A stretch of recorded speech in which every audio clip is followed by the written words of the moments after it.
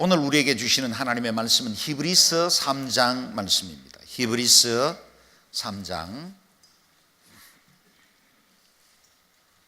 1절에서 6절까지의 말씀, 여러분의 성경을 따라서 우리말 성경 번역본으로 함께 읽겠습니다. 혹시 우리말 성경을 갖지 못하는 분들은 들어오시면서 헌금함 옆에 저희가 비치용으로 되어 있는 것 활용하실 수 있겠습니다. 저와 여러분 한 절씩 교독하여 받들어 읽겠습니다. 그러므로 함께 하늘의 부르심을 받은 거룩한 형제 여러분, 우리가 고백하는 사도시며 대제사장이신 예수를 깊이 생각하십시오. 그분은 자신을 세우신 분에게 충성하기를 마치 모세가 하나님의 온 집에서 한 것과 같이 하셨습니다. 그러나 마치 집을 지은 사람이 그 집보다 더 존귀한 것 같이 그분은 모세보다 더 큰 영광을 받기에 합당하십니다. 집마다 누군가 지은 사람이 있듯이 모든 만물을 지으신 분은 하나님이십니다. 또한 모세는 장차 하나님께서 말씀하신 것을 증언하기 위해 하나님의 온 집에서 종으로 충성했습니다. 그러나 그리스도께서는 하나님의 집에서 아들로서 충성하셨습니다. 우리가 소망에 대한 확신과 긍지를 굳게 잡으면 우리는 곧 그분의 가족입니다. 아멘. 내일부터 40일 작은 예수 새벽 기도가 시작되는데요. 왜 40일입니까? 그런 궁금함을 가진 분들도 있을 겁니다. 오늘 교회는 지난 10년 이상 40일 특별 새벽 기도를 통해 기도로 한 해를 마무리하고 기도로 한 해를 여는 귀한 집회를 이어왔습니다. 왜 40일입니까? 성경에 40일이라는 숫자가 많이 등장을 합니다. 그리고 그 40은 때로는 심판의 숫자이기도 하고 때로는 구원의 숫자가 되기도 합니다. 모세는 바로의 궁전에서 40년, 호렙 광야에서 40년, 이스라엘을 출애굽시키면서 40년을 보내기도 했죠. 노아의 홍수 때 땅과 모든 물샘이 터지고 하늘로부터 비가 쏟아진 기간도 40일 심판의 날입니다. 십계명과 성막 율법을 받을 때도 호렙산 꼭대기에서 40주야를 모세는 하나님 앞에서 말씀을 받았습니다. 12명의 가나안 정탐꾼도 40일을 두루 살폈죠. 메시아의 그림자가 되었던 다윗의 통치도 40년이었습니다. 에스겔의 유다를 향한 심판도 40일을 오른편으로 누워 죄를 담당해야만 하는 시간도 있었습니다. 우리 예수님도 광야에서 40일을 기도하셨죠. 또한 우리 주님 부활하신 후에 성천하시기 전까지 40일 동안 하늘나라의 일을 제자들에게 가르치기도 했습니다. 오늘날 우리 교회는 사순절 40일 동안 예수 그리스도의 십자가와 그 고난을 묵상하는 경건의 시간을 갖기도 합니다. 40이라는 숫자는 심판의 숫자이기도 하고 구원, 회복의 숫자이기도 합니다. 이번 40일 동안 저와 여러분의 영성을 회복하고 또 하나님을 깊이 만나는 그런 의미 있는 시간들로 삼아주시기를 바랍니다. 오늘 이 교회 기도 영성이 40일 새벽 기도로부터 토양화되었습니다. 40일 전 일정을 하나님 앞에 기도하는 작정을 하신다면 더 감사하겠거니와 그렇지 못하더라도 반드시 이 기도의 행렬에 여러분 얼마간 동참하셔서 은혜로 또 우리 자신을 채워나가는 귀한 시간 되기를 바랍니다. 특별히 올해 주제가 참 좋습니다. 그리스도께서 내 안에, 내가 그리스도 안에. 그래서 주님과 온전한 연합을 이루고 그리스도를 더 깊이 알아가고 40일 그 기간 동안에 각 주간에는 특별한 그리스도와 관련된 주제들을 두고 우리가 더 깊이 주님을 알아가는 그런 귀한 시간들로 만나게 될 것입니다. 오늘은 대강절 둘째 주일을 맞이했습니다. 이 기간은 예수 그리스도를 더 깊이 묵상하고 알아가는 절기입니다. 때마침 오늘 본문도 이 은혜의 자리로 우리를 초대하고 있습니다. 1절 말씀을 같이 읽어보겠습니다. 시작. 그러므로 함께 하늘의 부르심을 받은 거룩한 형제 여러분, 우리가 고백하는 사도이시며 대제사장이신 예수를 깊이 생각하십시오. 아멘. 예수를 깊이 생각하라 그랬습니다. NIV 영어 성경에는 Fix your thought on Jesus 그랬어요. 너의 생각들을 그리스도께로 픽스시켜라, 그리스도께 고정시켜라, 그렇게 번역했는데 의미적으로 아주 잘 전달된 것 같습니다. 오늘 우리 시대는 생각이 많은 시대이죠. 단순하게 살기가 어렵습니다. 무엇인가 늘 쫓기며 삽니다. 밤잠 이루지 못하는 불면증도 많이 생겼습니다. 이런저런 일들로 인해서 불안해하기도 하고 내 마음의 안정감을 잃어버린 채로 세상의 여러 물결에 휩싸이다 보면 인생이 왜 이렇게 허무한지 모르겠다고 고백하는 사람들도 많아지게 되었습니다. 잠시도 생각을 비워두지 못합니다. 스마트폰 만지작거리는 것은 거의 질병 수준입니다. 분주한 검색은 있지만 사색은 사라져버린 시대를 우리가 살고 있습니다. 이런저런 생각들로 마음이 흔들리기 쉽습니다. 이것도 해야 할 것 같고 저것도 하지 않으면 안 될 것 같은 마음 때문에 늘 바쁘게 사는데 오히려 삶에는 만족함이 없어지고 있습니다. 오늘 말씀은 우리에게 명령합니다. Fix your thought on Jesus. 너의 마음과 생각을 그리스도께로 고정시켜라. 마치 파도가 치는 그 흔들리는 바닷가에 앵커를 깊게 바닷속에 박으면 그 배가 파도에 흔들리지 않고 안정되게 보호될 수 있는 것처럼, 파도의 물결에 떠내려서 먼 바다로 물러가지 않는 것처럼 우리의 생각과 마음들을 그리스도께로 고정시키라 그랬습니다. 그리스도께 우리의 생각을 고정시키면 진정한 평화와 안식을 얻을 수 있습니다. 세상 흔들리고 모든 것들이 다 변해도 우리 그리스도 예수님은 변치 않으십니다. 예수 그리스도는 어제나 오늘이나 영원토록 동일하시니라. 그 주님을 깊이 생각하면 주님의 마음을 얻습니다. 그 주님께 고정하면 내 마음의 평강을 얻습니다. 주님과의 친밀함을 경험할 수 있습니다. 주님을 많이 생각할수록 더 사랑하게 될 것입니다. 우리 눈이 주님을 온전히 바라보다 보면 어느새 우리가 주님을 닮아가고 있을 것입니다. 세상의 문제들은 작아 보이고 우리 예수님이 더 뚜렷하게 보이게 될 것입니다. 우리가 예수님을 깊이 생각하면 두려움이 사라지고 내 마음속에 하늘로부터 임하는 평강이 찾아옵니다. 예수님을 온전히 바라보면 내 안에 부정한 것과 허물된 것들이 문제가 되지 않습니다. 왜냐하면 날 사랑하시는 예수님의 눈으로 내 인생을 재해석할 수 있게 되기 때문입니다. 예수님을 묵상하면 내 야망과 욕심은 사라지고 내 안에 주님의 뜻과 그 나라를 구하는 거룩한 마음들이 생겨나기 시작합니다. Fix your thought on Jesus. 우리의 마음과 생각을 그리스도께로 고정하기로 결단하는 대강절이 되기를 주의 이름으로 축원합니다. 우리가 깊이 생각할 그 예수님은 어떤 분이십니까? 두 가지 직분으로 예수님을 설명하고 있습니다. 우리가 고백하는 사도이시며 대제사장이신 예수를 깊이 생각하십시오. 두 가지를 말하고 있죠. 첫째는 사도이신 주님을 말씀하고 있습니다. 우리 예수님께서 베드로나 바울 같은 사도들 중에 한 분이시란 뜻입니까? 그렇지 않습니다.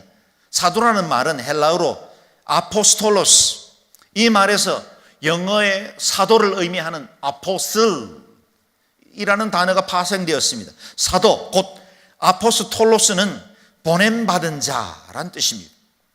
당시 유대의 최고 권력기관은 사내들인이었습니다. 사내들인에서 어떤 특명을 받아 사람을 다른 사람들에게 보낼 때 아포스톨로스 그렇게 불렀습니다. 헬라 문화권에서는 한 국가의 대사로, 전령으로, 왕을 대표해서 갈 때 아포스톨로스라 그렇게 불렀습니다.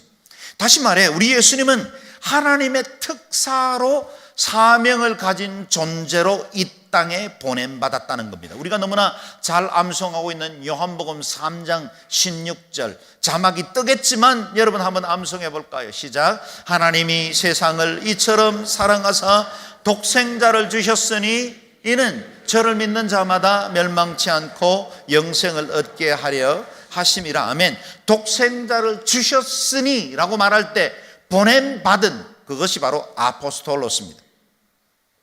하나님께서는 세상을 구원하시려 독생자를 보내셨고 그 사도이신 그리스도 때문에 우리는 천국으로 향하는 길을 얻게 된 것입니다.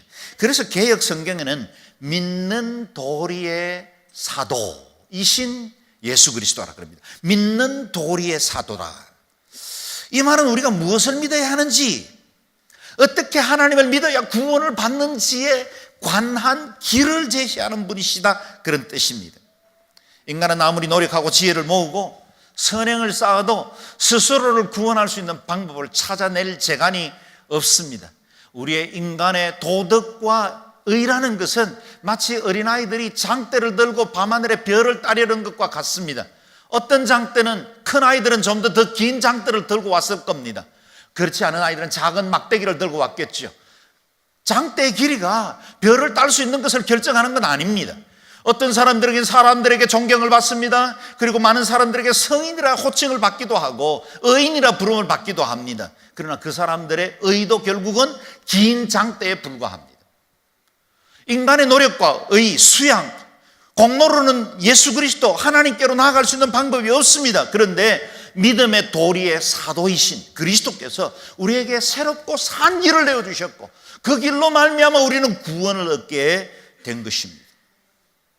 내가 곧 길이요 진리요 생명이니 나로 말미암지 않고는 아버지께로 올 자가 없느니라.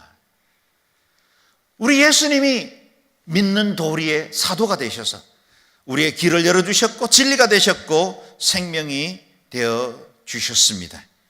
둘째는 대제사장이신 주님을 말하고 있습니다. 우리 예수님은 이전의 모든 제사, 예수님 오시기 전에 드렸던 모든 제사는 짐승들의 각을 뜨고 번제를 하나님 앞에 올려드림으로 향기로운 제사가 되던 임시방편이었습니다. 그러나 우리 주님은 자신이 제물이 되셨습니다.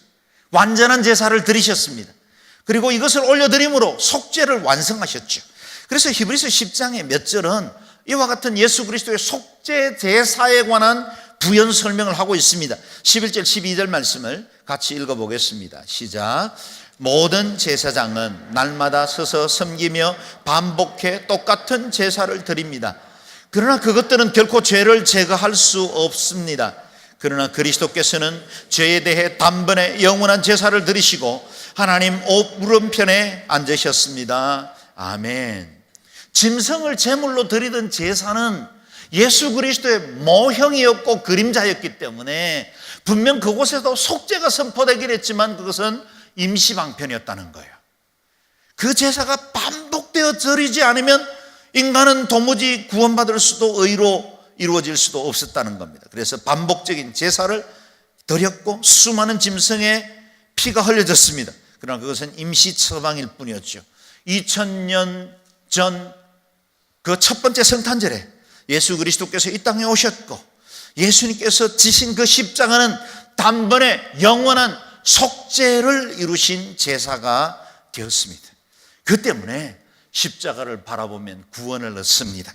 그 때문에 그 십자가에서 우리의 어떤 죄라도 용서받을 수 있습니다.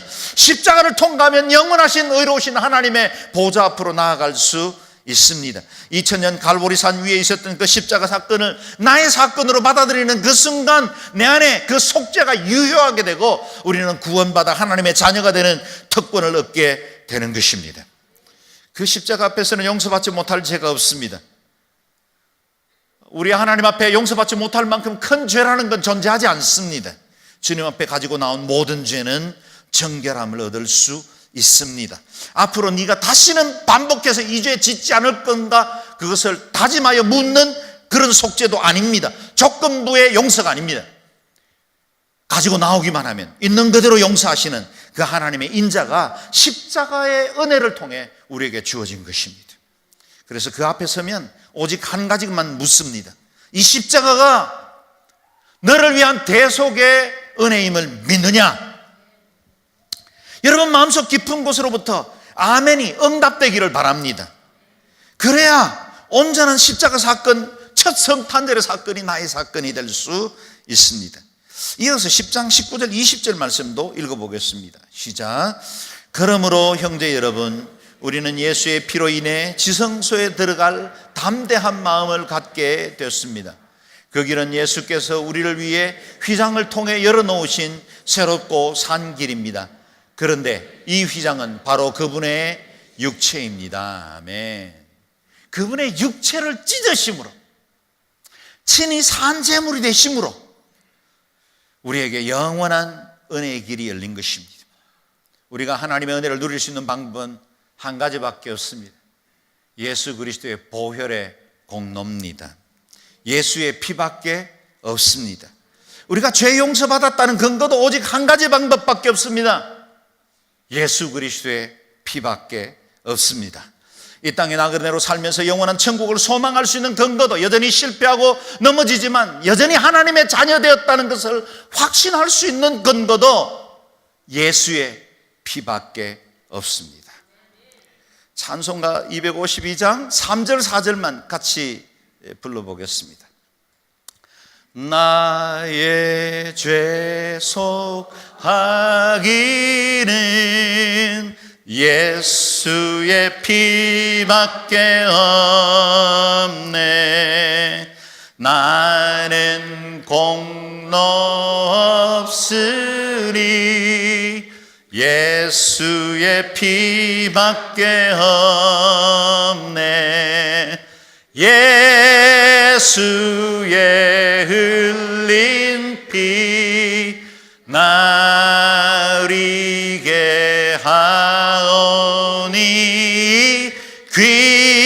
귀하고 귀하다. 예수의 피밖에 없네. 평안함과 소망은 예수의 피밖에 없네. 나의 의는 이것뿐 예수의 피밖에 없네. 아멘. 예수의 흘린 피 나리게 하오니 귀하고 귀하다. 예수의 피밖에 없네. 아멘. 우리 예수님의 보혈이 능력입니다. 십자가에서 흘린 그 피로 여러분과 제 죄가 깨끗하게 씻김을 얻었습니다. 이제는 하나님의 은혜의 보좌 앞으로 담대히 나아갈 수 있게 되었습니다. 예수께서 자신의 육체를 십자가에 내어드림으로 새롭고 산 길이 활짝 열렸습니다. 이 제사장이라는 말의 라틴어 폰티펙스는 다리 놓는 자, 브릿지 빌더라는 뜻을 가지고 있습니다. 영원하고 거룩하신 하나님과 유한하고 죄된 인간 사이에 유일한 다리 놓는 자, 그가 바로 예수 그리스도십니다. 그래서 우리는 예수님을 중보자, 다리 놓는 자라 그렇게 부릅니다. 저와 여러분은 그 다리를 통해 영원한 저주에서 생명이신 주님께로 옮겨갈 수 있게 되었습니다. 우리 예수님은 우리의 화평이 되셔서 둘로 하나를 만드시고 모든 우리 안에 있는 장애들 그리고 막힌 담을 육체로 허물어뜨림으로 생명의 길을 우리에게 활짝 열어주셨습니다. 우리는 이 땅에 구세주로 오신 메시아를 대망하며 대강제를 보내고 있습니다. 예수 그리스도를 더 깊이 생각하고 우리의 생각을 그분께로 고정하는 귀한 절기로 삼으실 수 있기를 바랍니다. 이제 히브리서는 예수 그리스도께서 모세보다 뛰어난 분으로 이 땅에 오셨음을 증거하고 있습니다. 2절 4절 말씀을 함께 읽겠습니다. 시작. 그분은 자신을 세우신 분에게 충성하기를 마치 모세가 하나님의 온 집에서 한 것과 같이 하셨습니다. 그러나 마치 집을 지은 사람이 그 집보다 더 존귀한 것 같이 그분은 모세보다 더 큰 영광을 받기에 합당하십니다. 집마다 누군가 지은 사람이 있듯이 모든 만물을 지으신 분은 하나님이십니다. 아멘. 우리 예수님께서 하나님의 뜻에 충성하시고 십자가의 길을 묵묵히 걸어가셔서 구속을 완성하신 그 사건을 모세가 충성했던 것에 비교하고 있습니다. 우리 중에 어떤 분은 오늘 설교 제목 자체가 이해가 안 되거나 좀 부담스러운 분도 있을 겁니다. 왜냐하면 우리 예수님은 하나님의 아들이신데 그 하나님의 아들이 모세보다 뛰어난 분이라는 게 너무나 당연한데 왜 모세보다 뛰어나신 분으로 오신이라 그렇게 제목을 붙였을까 궁금할 수도 있겠습니다. 사실은 비교하는 것 자체가 어색한 일입니다. 당연합니다. 지금 예수님을 믿고 있는 우리에게는 너무나 자연스럽게 받아들여진 일이죠. 그러나 오늘 우리가 읽고 있는 이 히브리서가 율법과 전통에 익숙한 히브리인들, 유대인들이 복음을 듣고 예수 그리스도의 그 절대성을 갖고 구원받게 하시기 위해 쓰여졌다는 말씀이라는 사실을 기억할 필요가 있습니다. 또 모세가 스스로 자신의 입으로 예언하기를 장차 오실 메시아가 나와 똑같이 하나님의 일들을 이룰 것이다 라고 말하고 있기 때문입니다. 신명기 18장 15절 말씀을 같이 읽어보겠습니다. 시작. 너희 하나님 여호와께서는 너희를 위해 너희 형제들 가운데 나 같은 예언자를 일으키실 것이다. 너희는 그에게 귀를 기울여야 한다. 아멘. 신명기 강해를 하면서 제가 이 본문이 곧 예수 그리스도 안에서 성취되었다는 사실을 말씀드린 적이 있습니다. 유대인들에게 있어서 모세는 그야말로 신적인 존재와 같았습니다. 호렙산 꼭대기에서 그 하나님의 영광 가운데 율법과 제사법과 그 모든 하나님의 계시들을 다 받으니 육신의 눈으로 유일하게 우리 주님의 뒷모습이라도 볼 수 있었더니 그 영광의 빛이 얼마나 찬란했던지 그 얼굴을 수건으로 가려야만 했더니 그가 바로 모세죠. 그리고 유대교의 조상이 되었습니다. 아브라함이 이스라엘의 민족의 조상이라면 모세는 백성들에게 십계명과 율법, 제사법을 전해준 유대교의 조상입니다. 모세에 의해서 전달되어진 이 율법이 유대 공동체의 가장 중요한 계명이 되었고 또 그것을 지식의 근본으로 삼고 가치의 기준으로 삼고 있었습니다. 모세 오경이라고 말하는 창세기, 출애굽기, 레위기, 민수기, 신명기 이 5권의 책이야말로 이스라엘 민족 공동체를 이끌어 나가는 가장 중요한 책이었습니다. 늘 율법을 묵상하고 율법을 강해하며 율법에 가르친 대로 제사하고 율법대로 살려고 애를 쓰고 있었습니다. 당연히 이 율법을 전해준 모세야말로 절대적 존재로 받아질 수밖에 없었겠죠. 그들에게 이 모세의 존재가 너무나 컸기 때문에 유대인들에게는 모세보다 뛰어난 분으로 오신 그리스도를 설명할 필요가 있었습니다. 히브리서는 모세의 역할과 예수님의 존재를 아주 분명하게 구분합니다. 모세는 하나님의 집에서 충성한 분이었다. 우리의 존경받아 마땅하다. 우리 민족 공동체의 중요한 지도자였다. 그러나 우리 예수님은 그 집, 이스라엘 민족 공동체뿐만 아니라 온 열방의 주인이시다. 전혀 다른 것이죠. 아무리 집이 화려하고 값비싼 보석으로 치장을 해도 그 집보다는 그 집 주인이 더 존귀한 것은 마땅한 이치죠. 마치 집 지은 자가 그 집보다 더욱 존귀함 같으니라. 당연합니다.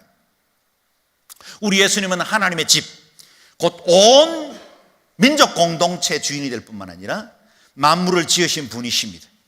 그 피조 세계에서 충성을 다했던 모세와 비교할 수 없는 뛰어난 분이시죠.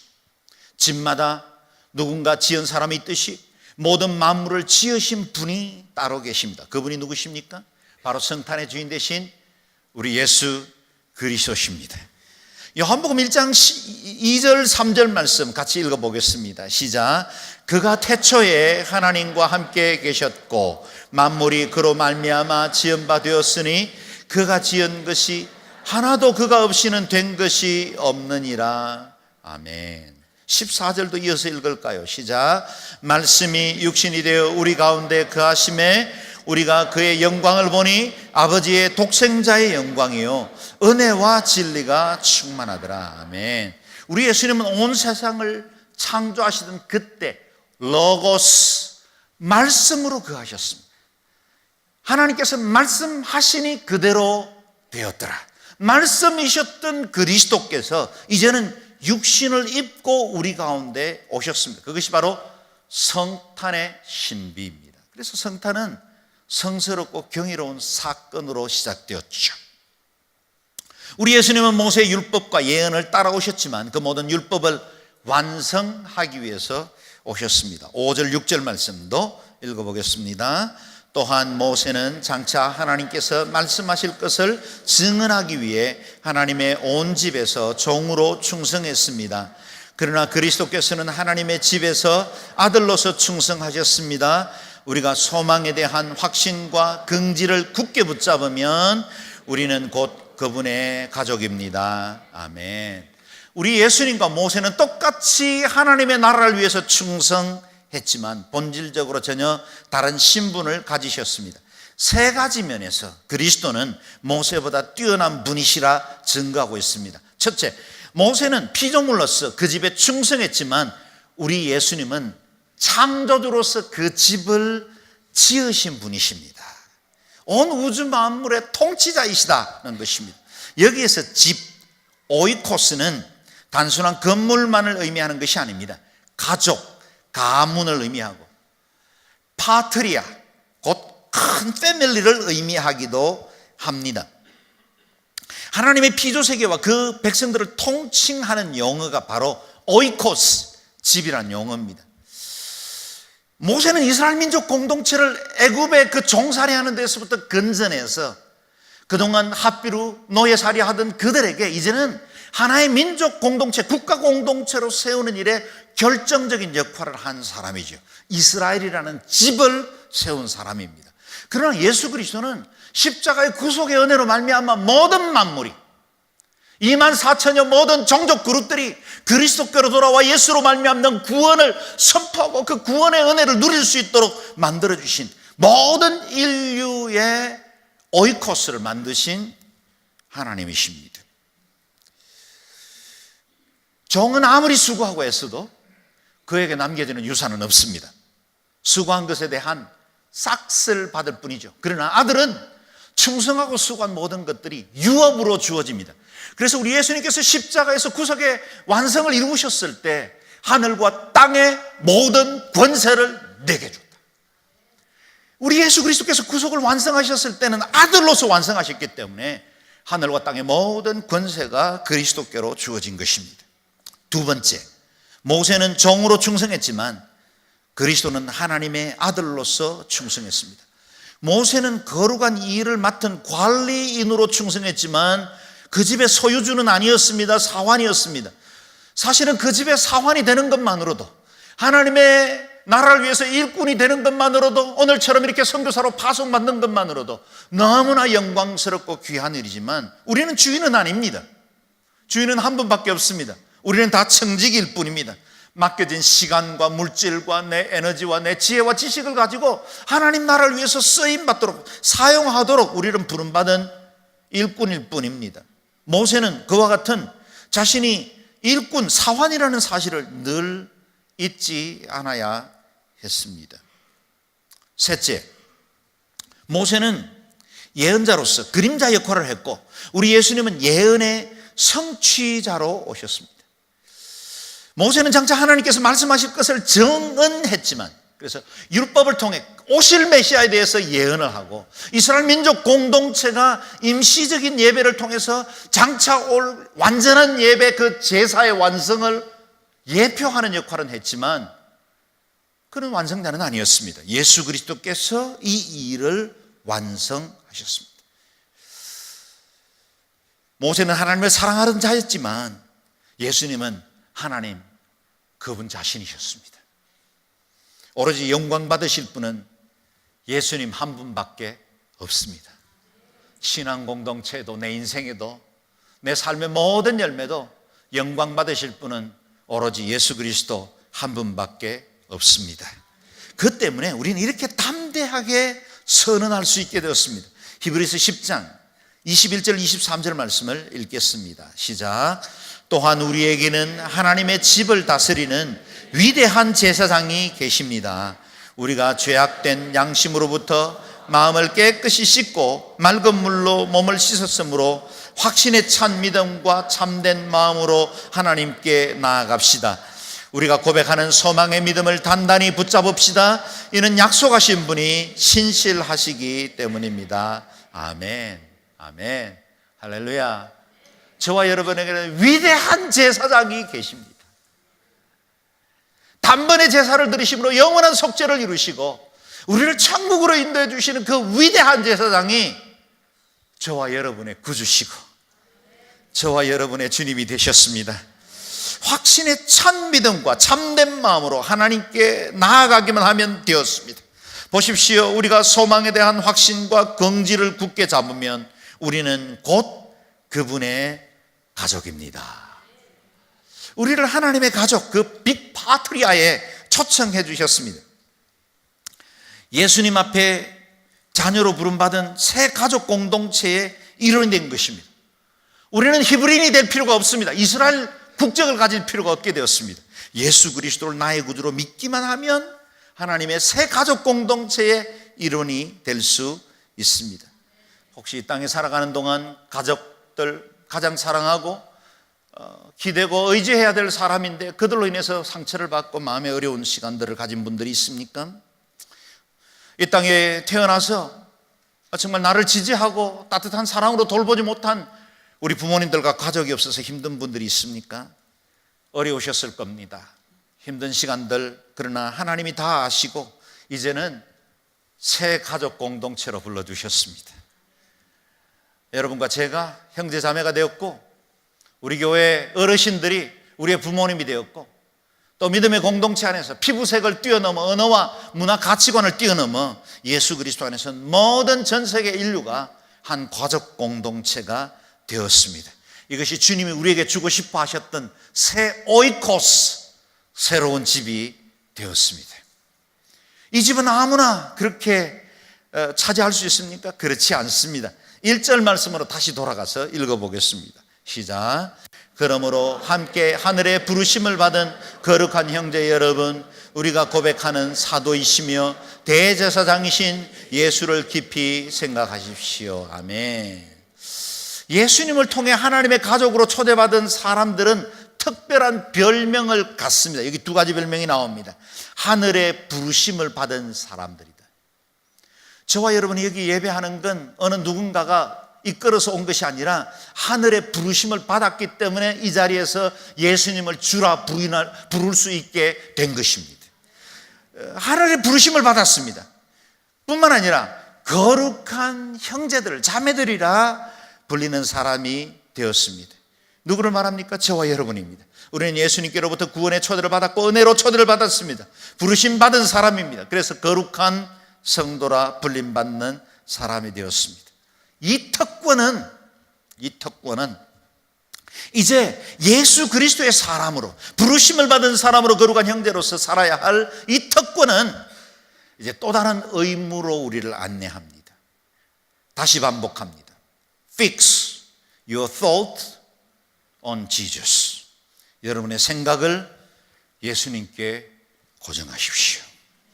믿음의 도리의 사도이시며 대제사장이신 우리 예수님께 생각을 고정하고 피상적인 관계가 아니라 주님과 깊은 친밀함을 유지함으로 주님의 그 은혜 아래 거하고 주님이 우리 안에 거함으로 하나님 앞에 평강과 기쁨을 누리는 믿음의 삶 일평생이 되시기를 주의 이름으로 축원합니다.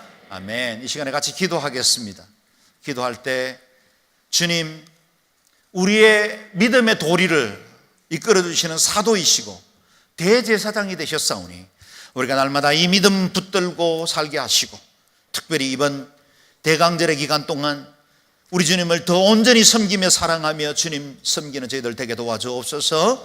그리고 40일 작은 예수 새벽 기도를 위해서 기도하고 또 이 나라의 민족과 북한 땅 주님께서 여러 경제 제재로 인해서 주민들은 너무나 어렵고 고통스러운 시간들을 보내고 있는데 하나님의 은혜가 그 백성들에게 하루속히 임하게 하여 주옵소서. 통성으로 같이 기도하겠습니다.